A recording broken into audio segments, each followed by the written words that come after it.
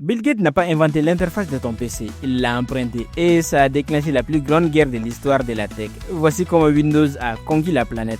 Au début des années 80, utiliser un ordinateur était un enfer. Il faut taper des lignes de commandes compliquées sur un écran noir. C'est l'ère des Mac-DOS. Pour le grand public, c'est incompréhensible. Bill Gates voit ce que Xerox et Apple préparent, une interface avec des fenêtres et une souris. Il comprend que c'est le futur. En 1985, Microsoft lance Windows 1.0.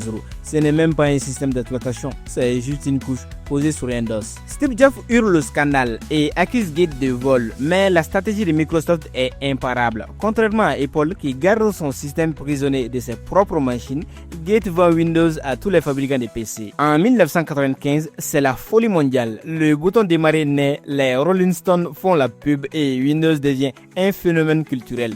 En quelques années, Microsoft équipe 90% des ordinateurs du monde. Malgré les plantages légendaires et les fameux écrans bleus de la mort, Windows survit à tout. Pourquoi? Parce qu'il est partout, des banques aux hôpitaux, en passant par les stations spatiales. Windows n'est peut-être pas le système le plus stable, mais c'est celui qui a mis un PC dans chaque foyer. Alors, t'es plutôt Windows 11 ou tu regrettes encore Windows 7? Dis-le moi en commentaire et abonne-toi à LabGest.